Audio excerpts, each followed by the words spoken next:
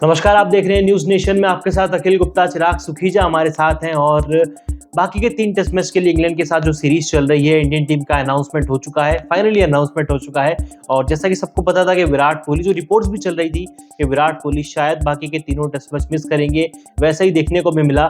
लेकिन चिराग, श्रेयस अय्यर, कल खबर आती है कि श्रेयस अय्यर खुद कॉन्फिडेंट बता रहे हैं, फिर शाम तक रिपोर्ट आती है कि श्रेयस अय्यर का कहना है कि वो अब फिट हो चुके हैं। और अब जब स्क्वाड सामने आया है तो अय्यर का नाम ही उसमें गायब है। शायद उनसे कहा गया होगा कि सुबह तक अनफिट रहिए और शाम को फिट हो जाइए स्क्वाड के बाद। ऐसा ही कुछ देखने से प्रतीत होता है, क्योंकि अगर फिट थे और उसके बावजूद अगर श्रेयस अय्यर का नाम स्क्वाड में नहीं आता है तो फिर वो हमारे एक शब्द है ना, DROP, ड्रॉप, तो वो ड्रॉप किए गए। वो ड्रॉप ही किए गए हैं, क्योंकि जो मीडिया रिपोर्ट्स हैं वो ये बता रही हैं कि टीम के ऐलान से पहले जब उनका फिटनेस टेस्ट कराया गया था वो उन्होंने पास कर लिया है। अब जब फिटनेस टेस्ट पास कर लिया है, स्टिफ बैक की जो परेशानी थी, ग्रोइंग जो पेन, उन्होंने बताया था कि मैं फॉरवर्ड डिफेंस शॉट खेलता हूँ, 30 गेंदें खेलता हूँ तो मुझे दर्द की शिकायत होने लगती है। पहले तो मुझे अब तक ये बयान समझ नहीं आ रहा है, उस बयान में मुझे हंसी भी आ रही है और मतलब क्या बोलूँ मैं यार। बिल्कुल, देखिए, जब आपका समय खराब चल रहा होता है ना अखिल, तो ऐसी चीजें, ऐसे बयान भी निकलते हैं और ऐसा परफॉर्मेंस भी निकलता है। और ये तो बात चली रही थी ना कि एक तरफ शुभमन गिल और दूसरी तरफ श्रेयस अय्यर, इन दोनों खिलाड़ियों का वो चल रहा था कि फॉर्म नहीं है।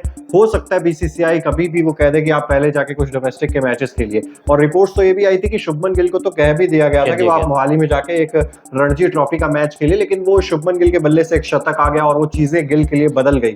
लेकिन श्रेयस अय्यर के लिए कहीं ना कहीं वो फॉर्म कंसर्न और वो जो बाहर होने की कगार को कहते ना, एक पांव अंदर था एक बाहर ही था टीम से, तो अब दोनों बाहर होने ही वाले थे। अब उसको तरीका शायद मेरे हिसाब से बदला गया। आप किस तरीके से, कि आप श्रेयस अय्यर के लिए वो ड्रॉप शब्द नहीं इस्तेमाल करना चाहती शायद टीम मैनेजमेंट, क्योंकि वर्ल्ड कप उनका अच्छा गया था और ठीक ठाक गया था और उसके बाद कहीं ना कहीं वो अप्स एंड डाउन्स आते रहे। लेकिन जो कंसिस्टेंसी चाहिए थी श्रेयस अय्यर से, खास तौर पर जब आप इंडिया में टेस्ट क्रिकेट खेल रहे हो और एक ऐसा खिलाड़ी जिसके बारे में हम कहते हैं कि भाई ये खिलाड़ी तो स्पिन को सबसे अच्छा खेलता है, अगर वहां पर भी श्रेयस अय्यर परफॉर्म नहीं कर पा रहे थे तो लाजमी तौर पर उनका बाहर जाना बनता ही था। अब ये चीज समझ से परे कि टीम इनएक्सपीरियंस की तरफ क्यों जाती है। आपने रहाणे को अभी भी नहीं कंसीडर किया, आपने चेतेश्वर पुजारा को अभी भी कंसीडर नहीं किया, आप रजत पाटीदार, सरफराज खान की तरफ ही स्टिक रहे हैं जो आपने पहले जो दूसरे मैच के लिए हमने देखा था।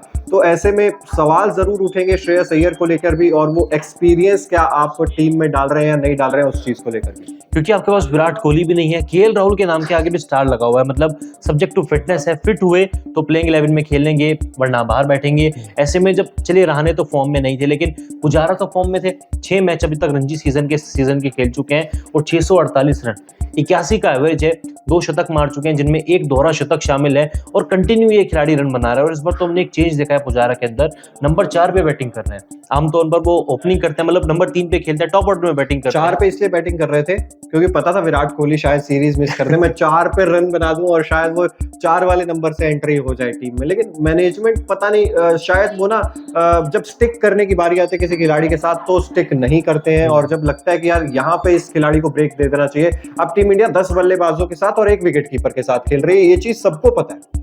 आप ध्रुव जुरेल को शायद इस मुकाबले में ट्राई करें, नहीं आप एक और चांस दे दें KS भरत को, आप अगले मुकाबले में ध्रुव जुरेल को ट्राई करें। लेकिन जब आपका बैटिंग ऑर्डर जो है या मिडिल ऑर्डर जो है खास तौर पर इतना ज्यादा आउट ऑफ फॉर्म चल रहा होगा, वहां पर फिर आप श्रेयस अय्यर को भी बाहर का रास्ता दिखा देंगे और उनकी जगह आप किन खिलाड़ियों को अंदर डाल रहे हैं उन पर भी मेरे हिसाब से तो सवाल थोड़ा सा उठता है। अच्छा, आप चाहते तो चिराग चांस दे सकते थे पुजारा को, क्योंकि रांची में टेस्ट मैच खेलने का अनुभव है, वहां पे दोहरा शतक जड़ा था ऑस्ट्रेलिया के खिलाफ। धर्मशाला में एक डबल 100 लगा चुके हैं पुजारा, और जो तीसरा मैच है वो राजकोट में, होम ग्राउंड पे है उनके। आप चाहते तो मौका दे सकते थे, क्योंकि खुदा ना खास्ता अगर इंडिया सीरीज हार गया, क्योंकि इंग्लैंड हैदराबाद टेस्ट जीता था, वाइजैक में इंग्लैंड भले ही 106 रन से आ रहा है, बड़ी हार थी, लेकिन इंग्लैंड ने फाइट किया, वो आखिरी दम तक लड़े थे। इंडियन टीम के पसीने छूट चुके थे, रोहित शर्मा टेंशन में नजर आ रहे थे, जहां भी कोई पार्टनरशिप पनपती थी। इंडिया वो मैच हार सकता था, लेकिन अगर ऐसे में इंडियन टीम ये सीरीज हार जाती है, बात बखेड़ा खड़ा हो जाएगा कि विराट कोहली टीम के साथ नहीं थे, शमी टीम के साथ नहीं थे, लेकिन आपका मिडिल ऑर्डर ऑलरेडी इतना कमजोर है, आप पुजारा को अगर शायद रखते।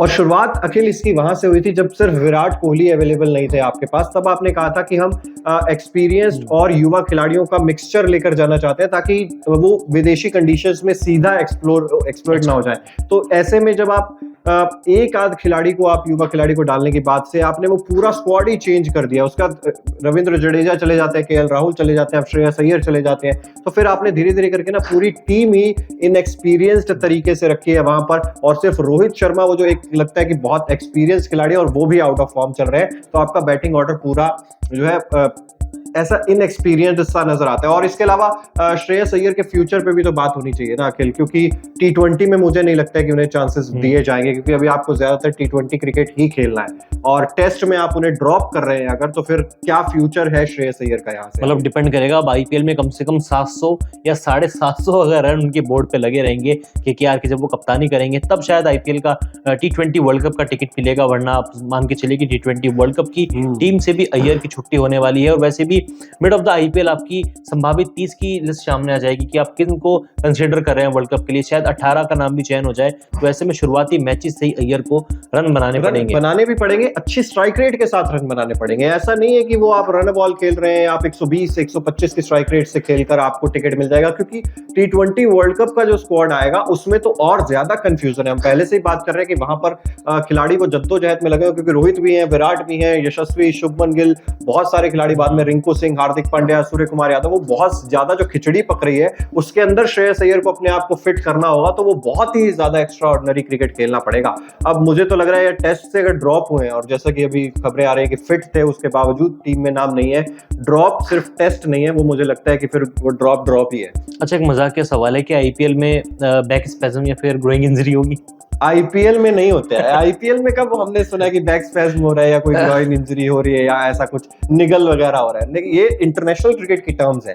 आईपीएल की टर्म्स और इंटरनेशनल क्रिकेट की टर्म्स मुझे लगता है अलग अलग है, तो इनको अलग अलग ही रहने दिया जाए। आईपीएल में डेफिनेटली श्रेयस अय्यर सारे मैचेस भी खेलेंगे और उम्मीद है रन्स भी बनाए, अगर रन्स बनाएंगे तो आगे फ्यूचर में उनके करियर के लिए अच्छा होगा। चलिए फिलहाल आप सभी लोगों से लेते हैं इजाजत, इस वीडियो में इतना ही। अगर आपने सब्सक्राइब नहीं किया अब तक हमारे चैनल को, तो जल्द से जल्द सब्सक्राइब भी कर दीजिए, साथ ही बेल आइकन जरूर प्रेस कर दीजिए ताकि देश और दुनिया से जुड़ी हर खबर सबसे पहले आप तक पहुंचे। देखते रहिए न्यूज़ नेशन।